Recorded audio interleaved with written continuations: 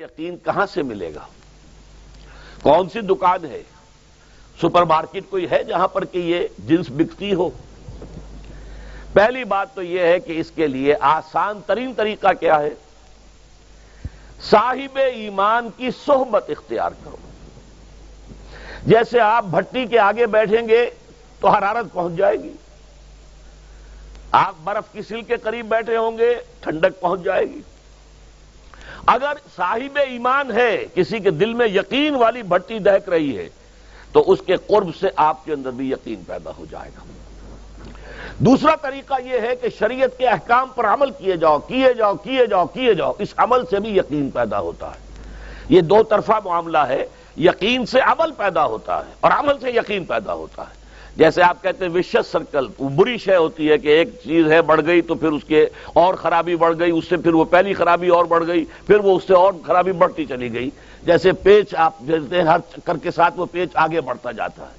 اسی طریقے سے بھلائی کا بھی ایک سرکل ہے، ایک نیکی آپ کریں گے آپ میں ایمان پیدا ہوگا، اب آپ زیادہ نیکی کریں گے تو اب اور زیادہ ایمان پیدا ہوگا، تو یہ دو طرفہ سرکل ہے۔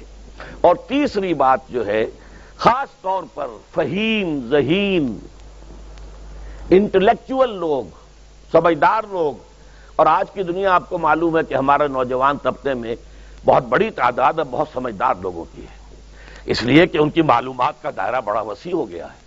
جدید دنیا میں جو علوم ہیں ان کا ایکسپلوژن ہے، دھماکہ ہو گیا، اتنے علوم پھیل گئے اور اس کے اثرات ہیں۔ اخبار بین لوگ بھی جو ہیں وہ بھی ایک طرح سے ہر ایک ان میں سے فلسفی ہوتا ہے، آپ اس سے ذرا بات کر کے دیکھیے، وہ اپنے فلسفے بگاڑے گا، اپنی رائے دے گا، معلوم ہوتا ہے کہ شاید سب سے بڑا سیاسی تجزیہ نگار یہی ہے۔ لہذا وہ لوگ کہتے ہیں کہ ہمیں تو وہ بات بتاؤ جو ہماری عقل کو بھی اپیل کرے۔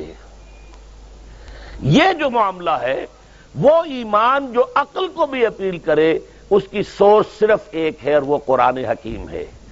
مولانا ظفر علی خان نے ایک شعر کہا تھا بہت سادہ انداز میں، وہ جنس نہیں ایمان جسے لے آئیں دکان فلسفہ سے، ڈھونڈے سے ملے گی عاقل کو یہ قرآن کے سیپاروں میں۔ عاقل جو ہے انٹلیکچول، ایک ہے عام آدمی۔ عام آدمی جو ہے صاحب یقین کی صحبت سے بھی یقین پیدا ہو جائے گا، عام آدمی عمل کرتا رہے گا، اس سے بھی یقین پیدا ہو جائے گا۔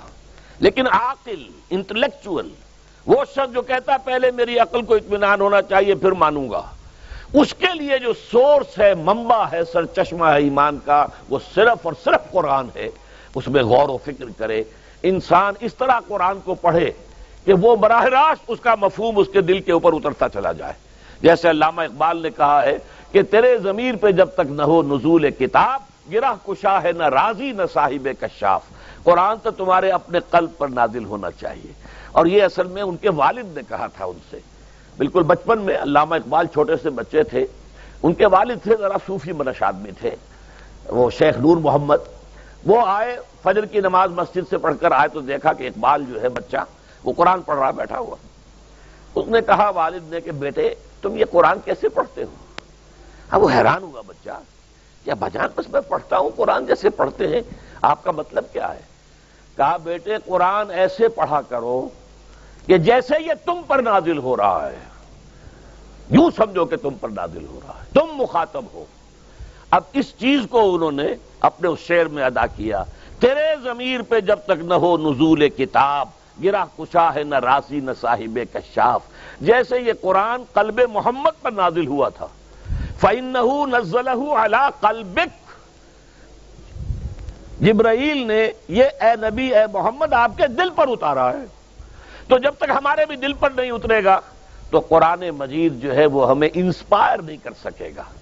ترجمہ آپ پڑھیں گے، کچھ آپ کو معلوم ہو گیا اس کا مطلب یہ ہے، تفسیر پڑھا، اچھا جی ٹھیک ہے فلاں مفسر نے یہ لکھا ہے، فلاں نے یہ لکھا ہے، یہ معلومات تو مل جائیں گی، لیکن وہ اندر سے جو موٹیویشن ہوتی ہے، اندر سے جو جذبہ ابھرتا ہے، اندر سے جو ایمان جو ہے چشمے کی طرح قلب کی گہرائیوں سے ابلتا ہے، وہ نہیں ہوگا۔ وہ اسی وقت ہوتا ہے کہ جب وہ انٹلیکچول آدمی جو ہے وہ کم سے کم اتنی تکلیف ضرور کرے کہ اتنی عربی سیکھ لے کہ عربی جو ہے قرآن مجید اس کے براہ راست قلب پر نازل ہو سکے، وہ ترجمہ نہ دیکھے۔ اب ایک آیت پڑھی پھر ترجمہ دیکھا، پھر دیکھا اس میں نمبر 11 لکھا ہوا ہے، حاشیہ میں جا کر دیکھا نمبر 11 یہاں ہے، وہ دیکھا، تسلسل تو ٹوٹ گیا۔ اب وہ بات نہیں رہی، اور ترجمہ جو ہے وہ سبھی جانتے ہیں دنیا میں، ہر بچہ بھی سمجھ لے گا کہ غالب کا کوئی شعر ہو اور وہ آدمی پڑھ کے جھوم جاتا ہے کہ کیا بات کہی، اسی کا انگریزی میں ترجمہ کر دیجئے، اب اس میں کچھ بھی نہیں، آپ نے مفہوم تو بیان کر دیا انگریزی میں، لیکن جو تاثیر ہے اس غالب کے شعر کی وہ انگریزی میں منتقل نہیں ہو سکتی۔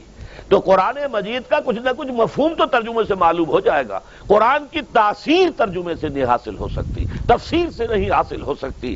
اس لیے دو سب سے بڑی تفسیروں کا ذکر علامہ اقبال نے کیا ہے کہ گرہ کشا ہے نہ رازی، نہ امام رازی کی تفسیر کبیر سے تمہیں فائدہ ہوگا اور نہ امام زمخشری کی کشاف سے ہوگا، جب تک کہ تمہارے اپنے دل پر قرآن نہ اترے۔ اور اس کے لیے لازم ہے کم سے کم یہ کہ اتنی عربی انسان سیکھ لے کہ بیریئر نہ ہو ٹرانسلیشن کا، کوئی پردہ حائل نہ ہو درمیان میں، تسلسل نہ ٹوٹے، آپ براہ راست پڑھ رہے ہیں اور براہ راست اس کا مفہوم آپ کے قلب پر نازل ہو۔